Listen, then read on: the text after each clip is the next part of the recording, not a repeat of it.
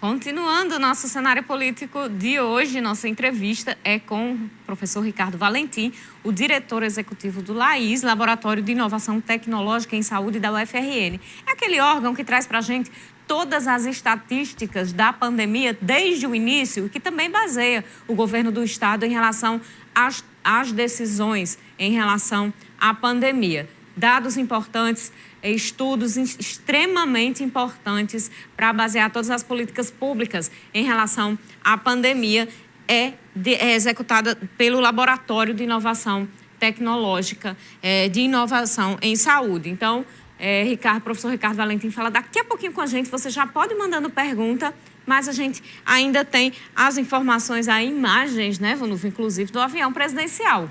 Pois é, Carol, a gente vê aí, né, essas imagens. Ontem o avião presidencial pousou por Mossoró, trazendo o escalão precursor que acompanha as agendas da presidência da República. Isso porque o presidente Jair Bolsonaro vem aqui ao Rio Grande do Norte mais uma vez. Quarta-feira, viu? Ao lado do ministro do Desenvolvimento Regional, Rogério Marinho, o presidente deve visitar as obras que farão parte da chegada das águas do Rio São Francisco. Bolsonaro inicia a agenda no estado de Pernambuco, em Salgueiro, amanhã. De lá, vem a Caicó, no Seridó Potiguar, onde pernoita na sede do Exército. Na quarta-feira, dia 9, o presidente vai em Jardim de Piranhas, depois segue para Jucurutu. A chegada a Mossoró é à tarde, por volta ali das 3h30. De ontem, em reunião com empresários locais, aqui, né, onde tem esta reunião com empresários locais, e encerra a sua agenda. Então, teremos mais uma vez, mais uma presença aqui do presidente Bolsonaro pelo Rio Grande do Norte, Carol.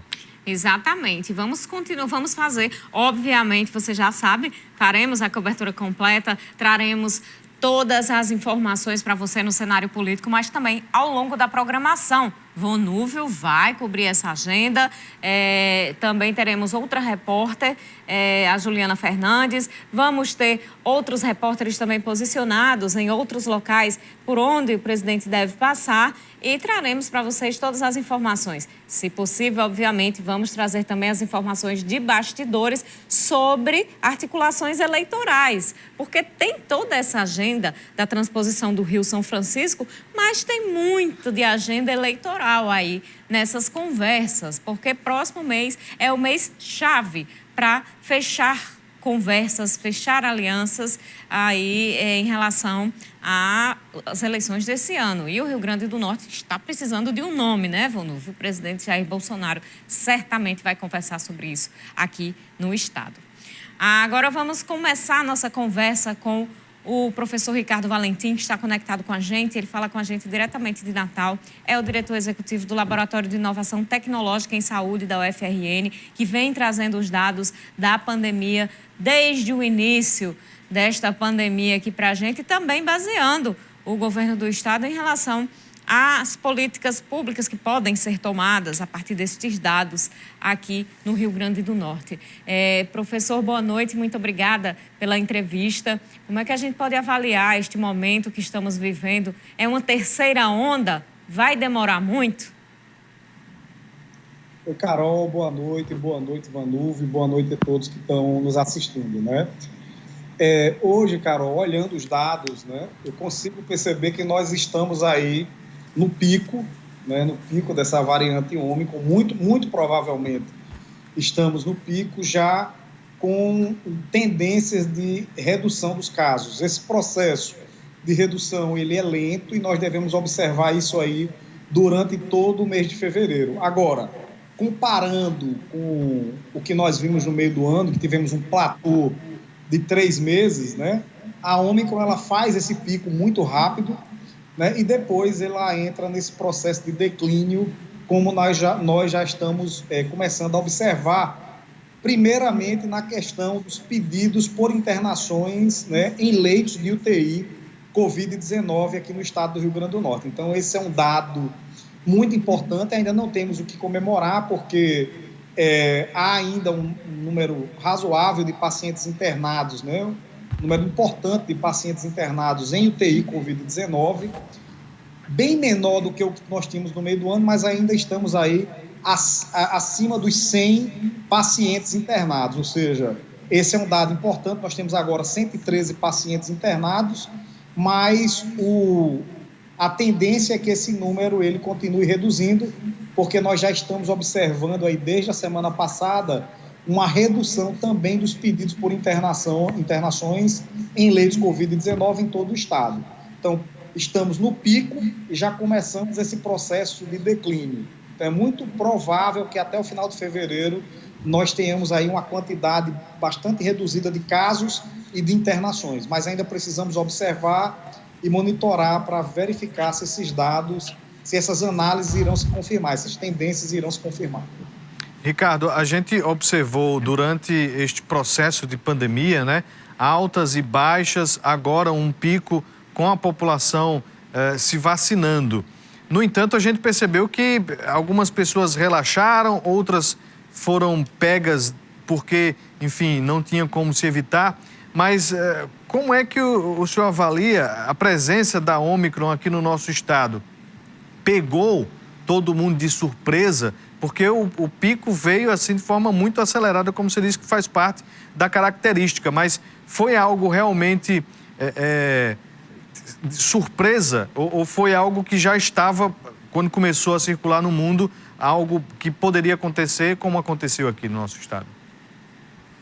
Vanúvio, o que é que nós observamos? Eu tive aí em vários lugares, em missões de cooperações internacionais agora. Eu tive em dezembro nos Estados Unidos, depois eu tive na União Europeia e pude observar de perto o aumento dos casos nesses dois países, nesses dois lugares, da variante Ômicron. Então, o que está acontecendo aqui no estado do Rio Grande do Norte já era esperado e a curva é muito similar ao que nós vimos, por exemplo, em Portugal, na Espanha, na Itália, na França. Então, você tem um pico muito grande, né? Depois uma descida muito abrupta, muito rápido, diferente do que aconteceu no meio do ano, né?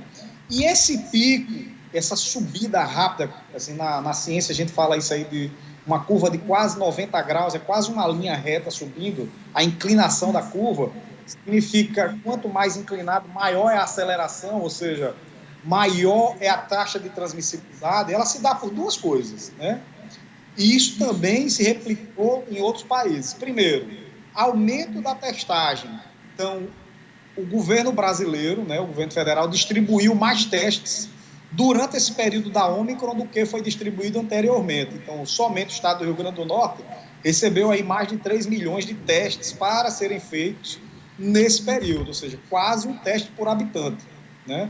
E segundo, porque a própria variante Ômicron, ela tem uma transmissibilidade maior. E por que ela tem uma transmissibilidade maior? Porque as pessoas são inoculadas, né, pelo vírus, pelo SARS-CoV-2, com essa variante. Muitas delas, né, ficam assintomáticas ou com sintomas muito leves. O que significa isso? Que elas vão estar transitando ou porque não sabem, ou porque confundem esse sintoma com uma gripezinha muito leve. E aí, ao transitar entre as pessoas, contaminam outras pessoas, né? Então, essa é uma característica da variante Ômicron. Então, as pessoas que têm essa variante ou adoecem por Covid devido a essa variante, elas não ficam acamadas, elas não têm sintomas muito pesados. Então, elas tendem a transitar e muitas delas ficam assintomáticas, sem nenhum sintoma, mas estão transmitindo, né? Outra coisa, por que aumentou muito o número de casos, mas nós não tivemos um aumento de óbitos na mesma proporção que nós tivemos no meio do ano? Porque nós temos aí uma grande faixa da população imunizada, né? Então, ela tem um certo escape imunológico com relação às vacinas, mas todas as vacinas que nós temos no Brasil continuam sendo eficientes com relação à forma mais grave da doença. Então, pacientes vacinados com primeira, segunda e muitos com a terceira dose, dificilmente irão evoluir para a forma mais grave. Então, esse é um dado muito bom, né? Então, o que nós estamos vendo é uma subida rápida de casos, já era esperado, né? Mas esse número de casos subiu, primeiro, porque aumentou muito a testagem. Então, quando você aumenta a testagem, você reduz o número de subnotificações, ou seja, a capacidade de descoberta de pessoas contaminadas é maior. E também pela própria característica do vírus. Mas essas pessoas que estão testando são pessoas que apresentam sintomas, né? Então, a gente pode imaginar que, mesmo com o aumento da testagem, se as pessoas não estivessem sentindo nenhuma manifestação que pudesse representar a Covid, elas não iriam procurar esses testes. A gente não pode raciocinar também por esse lado? Não necessariamente. Agora sim, né? Mas logo no início, quando esses testes chegaram, Carol, houve uma iniciativa de testagem de massa. Tanto que, tanto aqui em Mossoró como aqui em Natal, foram criados lugares para as pessoas irem se testar, né? Então, logo no início, isso que você falou faz sentido, porque as pessoas tendem a fazer o teste quando estão sintomáticas, mas nós tivemos muito teste de pessoas que não tinham sintoma, né? Achavam que estavam com sintoma e foram fazer o teste. Mas na conta final se eu tenho mais testes, eu posso diagnosticar mais. O que significa isso é que eu reduzo a subnotificação, né? Então, todos esses vírus respiratórios, né, essas síndromes gripais, sempre houve subnotificação, isso no mundo todo. Por quê? Porque nós não temos, né, em nenhum lugar do mundo, condições de testar todas as pessoas. Mas quando eu aumento a testagem, eu aumento o diagnóstico e aumento a notificação. Então, isso é algo que é assim, proporcional. Aumentou a testagem, aumenta o diagnóstico. O que é que acontece? Como é que você mede se esse diagnóstico, essa testagem, ela está de fato pegando mais pessoas sintomáticas? É quando a gente olha a proporção de pessoas positivadas. Então, houve um período aí dessa testagem que chegamos a ter 60%. Mas agora, nesse momento, já há alguns lugares onde caiu de 60% para 30%. Mas no Brasil, como nós não fazemos teste massivo, né, a probabilidade de você ter uma proporção de positivados maior é mais provável. Por quê? Porque eu testo só mais pessoas sintomáticas. E aí você está correta com essa observação. Porém, com a distribuição da testagem, né, e o estímulo para que as pessoas façam testes, então nós vamos diagnosticar mais também. Agora, o aumento de casos de notificação não é somente pela disponibilidade de testes, é pelos dois fatores. Disponibilidade de testes e também porque a variante ela efetivamente é mais transmissível. Ricardo, quando você fala que as pessoas elas transitavam, né, sem saber que estavam com vírus, qual é hoje a estatística da pessoa que transmite a doença? Em quantos dias ela transmite o vírus, né? E a gente sabe que os testes apresentam ali os positivos até a partir do segundo, terceiro dia da testagem, né, com sintomas. Mas como é que a gente pode entender melhor o período de transmissão da doença? Excelente. Existe um estudo chinês, para mim, na minha opinião, um dos melhores, que eles rastrearam pacientes, né, que apresentaram sintomas, foram positivados, e eles passaram a monitorar quantos dias esses pacientes efetivamente transmitiam a doença. Isso lá para os primeiros casos, né, no mundo, em Wuhan. Então, inclusive, nós usamos isso como parâmetro para calcular a taxa de transmissibilidade. Em média, uma pessoa infectada leva de 3,5 dias até 6 dias transmitindo, né? Isso quando não tinha vacina. Hoje, um indivíduo vacinado, ele leva até 2 dias, no máximo 3 dias transmitindo. Por quê? Porque uma pessoa infectada, ela desenvolve uma carga viral menor e também se recupera mais rapidamente. E por isso é que há estudos que estão analisando se esse adoecimento mais leve da Ômicron está se dando também em virtude da número muito grande de pessoas vacinadas, né? Mas nós precisamos lembrar que a África do Sul, né, tinha somente 30% da sua população vacinada e que grande parte das pessoas que apresentavam sintomas eram pessoas não vacinadas e mesmo assim era de 2 a 3 dias, 1 a 3 dias o sintoma.